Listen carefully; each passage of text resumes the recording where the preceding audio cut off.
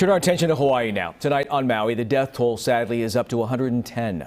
But only 38% of the disaster area has actually been searched. The county now under investigation by the state attorney general for its response last week. Survivors say most people were not evacuated and many then waited days for help to arrive. It's estimated that it will cost more than $5.5 billion to rebuild Maui County.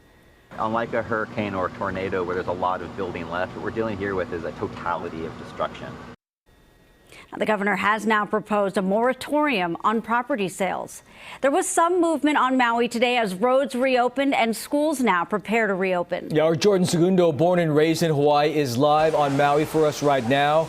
Jordan, you're seeing firsthand what you already know all about, that aloha spirit of people helping each other, but still it must be so tough to see and to live through. You know, Tony and Marley, it's definitely a heartbreaking sight across Maui here. And for many of these survivors, all they have is each other and the clothes on their back. And for some survivors, some mixed feelings about what's ahead.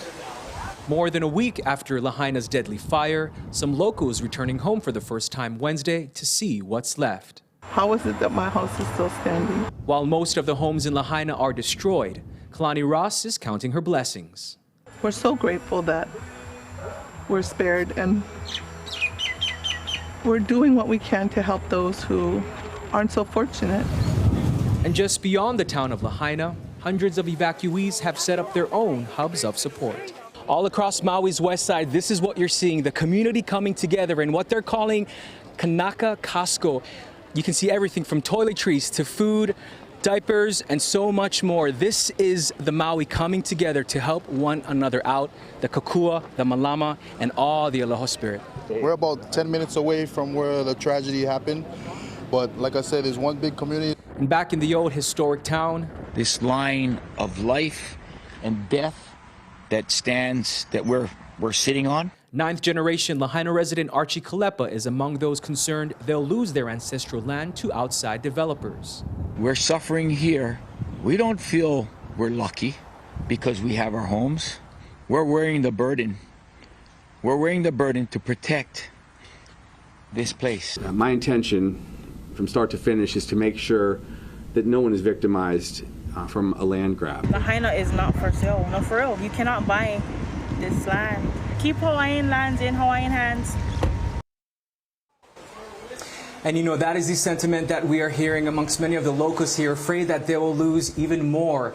Now tonight, the search and recovery efforts continue for the missing. About 30 teams armed with cadaver dogs are sifting through the dusty ruins of Lahaina town. Now the number still remains at about 1,000 people still missing, and so as we've seen them continuing to search through, there's no doubt that these numbers will double in size. Marley, Tony? And Jordan, you know, we know that you know Maui very well. From what you see of Lahaina right now and what you've seen when it was flourishing, what are people saying about what the future holds now and just how long it could take to rebuild it? You know, for a lot of the locals here, they're living in uncertainty. You know, we stopped by a local shelter. We were denied access into it, but I did speak with one local there who had lost her home, and all she had was her family there. She's just hoping that she can find a place to bring her family to so that they don't have to stay in the shelter. Beyond that, they have no idea what to do. They're staying at hotels.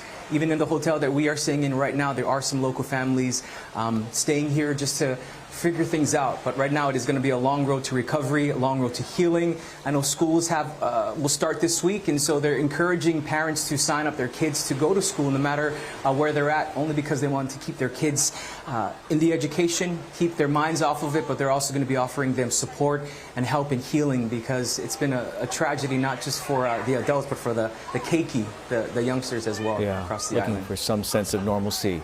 Jordan Segundo and photojournalist Brian Farinas live on Maui tonight. Thank you both.